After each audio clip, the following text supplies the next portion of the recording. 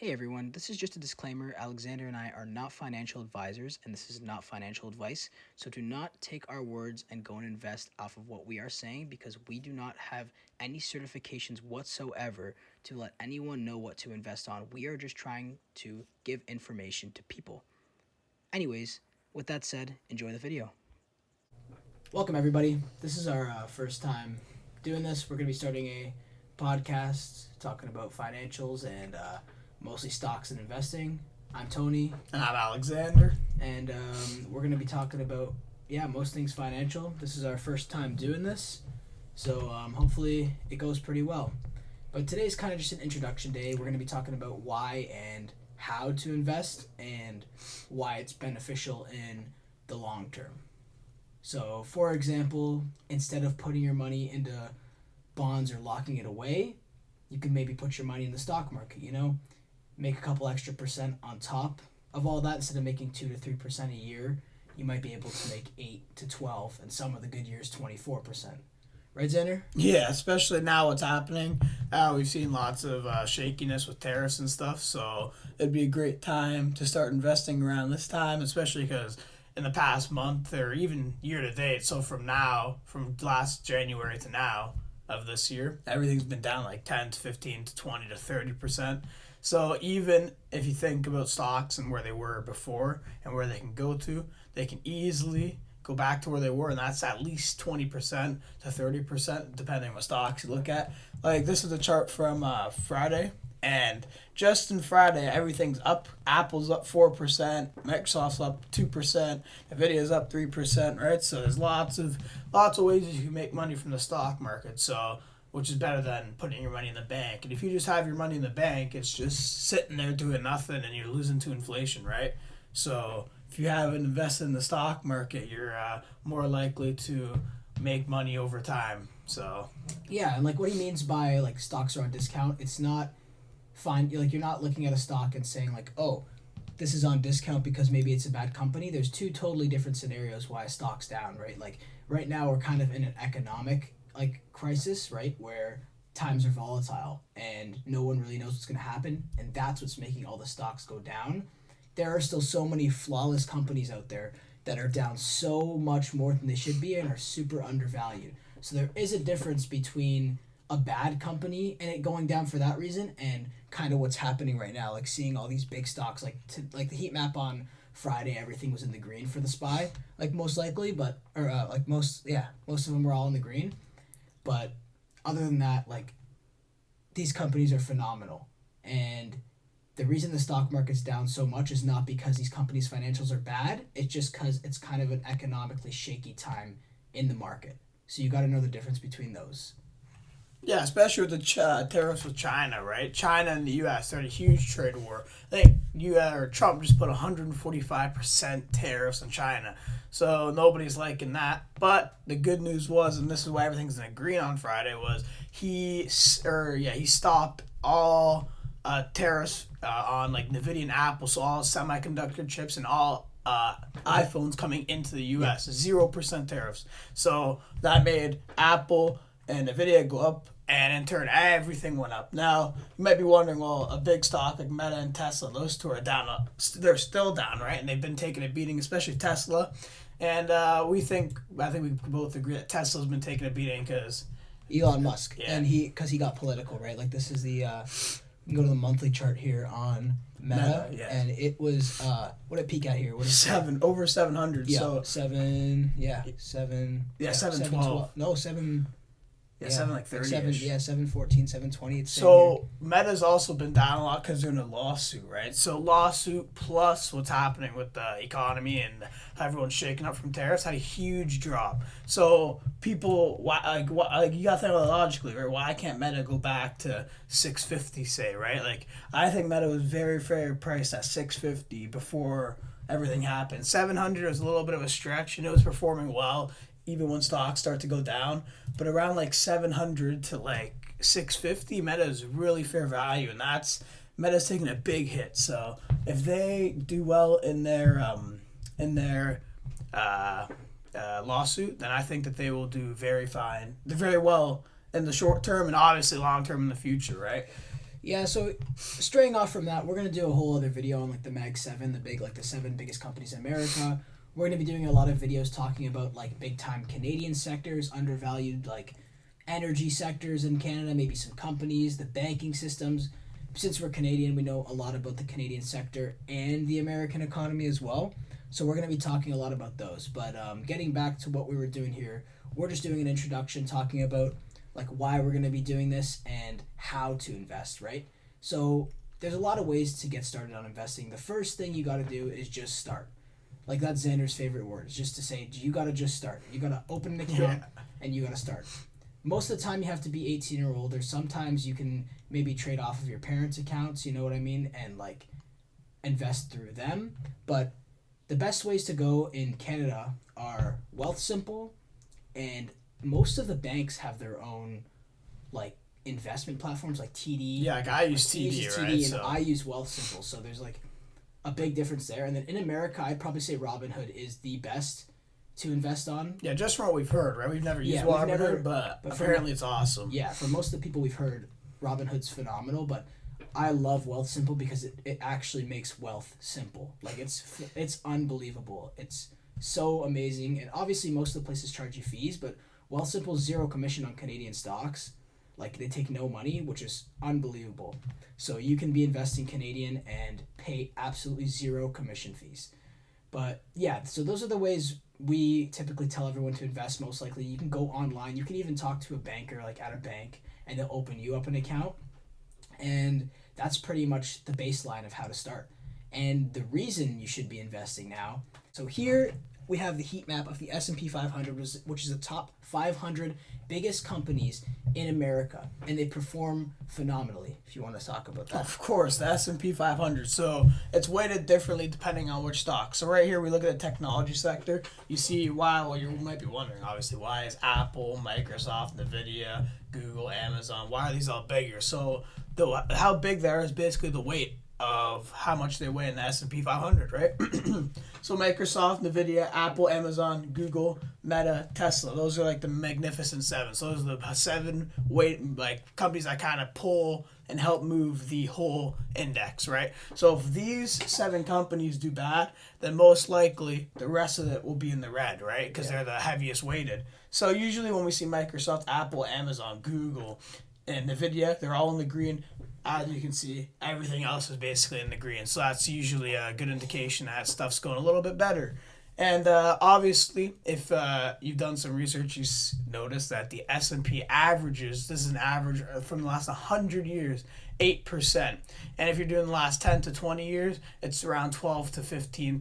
But that's pushing it. But still, if you put your money into something as simple as this, $100 a week or a month or whatever you can make, even $25, and compounding is the craziest effect. It's like magic.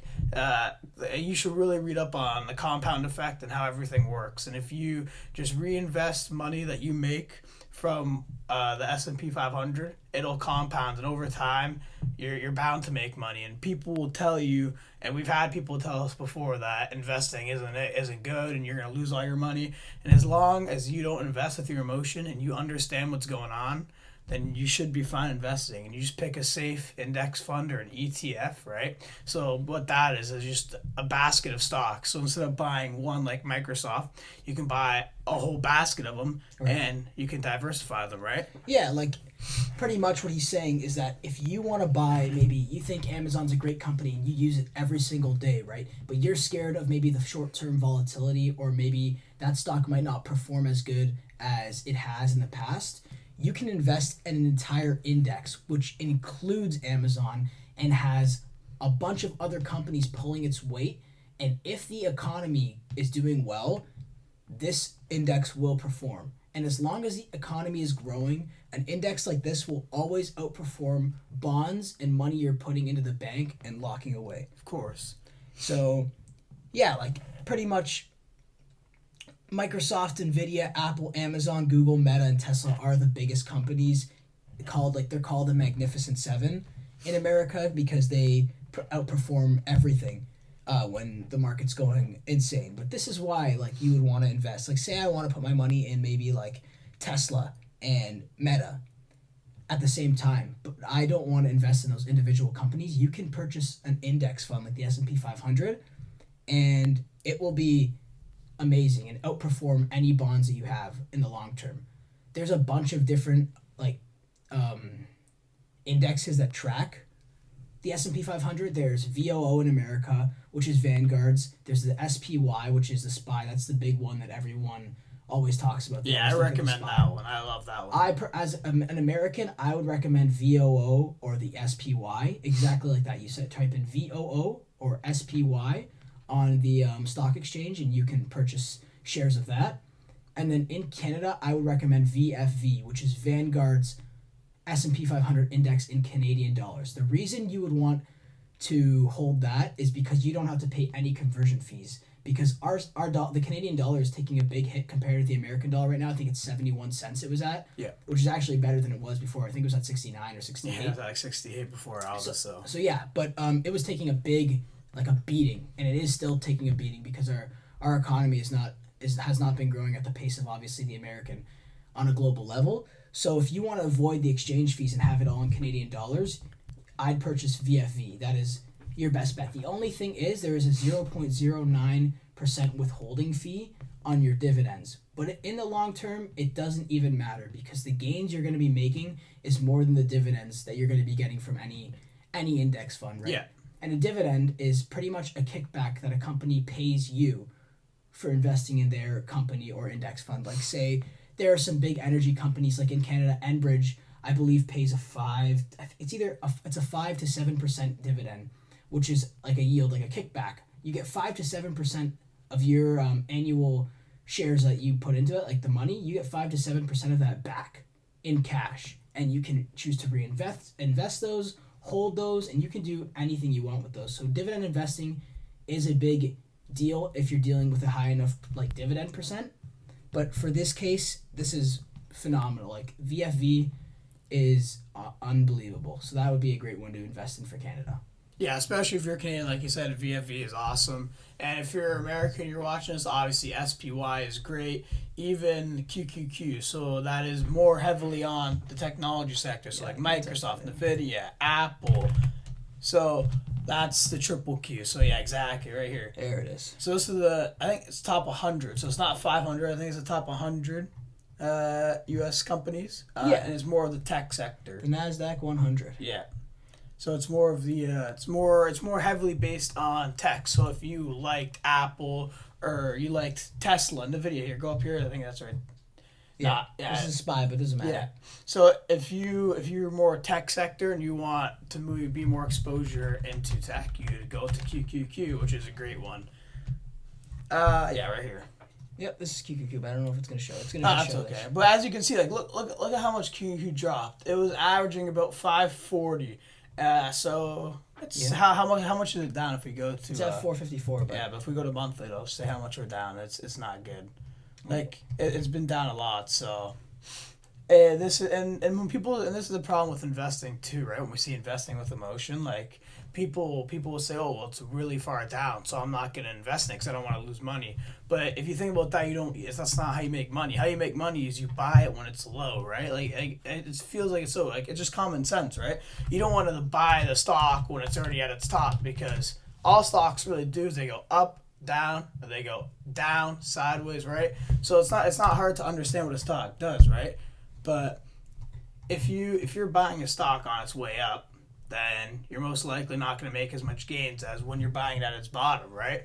So try not to time the market and try and just buy consistently, right? Timing the market, usually most people can't do, right? So this is the QQQ heat map. So this is the QQQ heat map. You see what is mostly weighted on Apple, Nvidia, Microsoft, Amazon, Meta, Google, right? Tesla, right? It's got all the big AMD, right? It's got all the big, really big Palantir. That's another really good one. So these are all the tech stocks, right? So if you want to go more into tech instead of investing in everything, which is okay, QQQ I really recommend, right? Yeah. So we're just talking about like the biggest index funds that typically outperform bonds and just having your money in the bank. Having money in the bank. Having money in the bank is good it's great for savings, but there's a lot better ways to save and invest at the same time. Like the QQQ has been really hot, and that's why we were talking about it. It has done it has significantly outperformed the S&P 500 in the last maybe 5 years because tech is such a booming sector, right? So you got to find index funds like these and invest your money into them instead of putting it into like locking your money away at 3-4%, which is great. It is good because it's better than your money sitting there, but it's not as good as putting your money in an index fund. And another thing people get confused with is when you put your money into a bond and you lock it away, if you take that money out, you don't get what you locked it away for, right? So they automatically eliminate what your 4% interest say. Now, if I invest in the SPY, I don't know if people don't understand. So you can take your money whenever you want, and you can use it in an instant and buy. Yeah, anything. Even that. You could literally just take it out of your bank account. Like if you need the money, you can take it out instantly. It's not locked away. So you also have to remember that. Now I don't recommend if you're down you sell, obviously, right? Because that's not what you're supposed to do. Historically, if you hold for the long term, it's good. But what I was saying is it's better if you invest in these because you can liquidate your money in a second, whereas in a bond you can't. If it's in a bond for 4 years at 4%, you're making 1% a year. That's not good. That's not even beating inflation. Right. The inflation over time for last however long they tracked, for probably forever, it's only 2%, right? So if you're making 1% a year, you're still not beating inflation. That's what people don't understand, right? Whereas if you're investing in this, you're making 10% a year. You make 10% 1 year, 8%. You take it out, you make 8%. You can go do whatever you want with the money, right? So I just think it's way better than locking your money away, right? Because your money isn't locked away in this. And if you just don't invest with emotion, you see red and you just don't care, and because you know it's going to go back up eventually, you should be fine. So and like the S&P 500 is so evenly weighted. It has so many unbelievable companies. It will always outperform bonds in the long term, of course, and locking away your money in the long term. So all we're trying to say is ETFs like these and investing your money in them is a lot better than locking your money away. Like you can blindly put $100 a month or $100 a week if you're like have a full-time job and don't have a lot of utility expenses. $100 a week, $100 a month in this index fund will give you a significant amount of savings in the long term.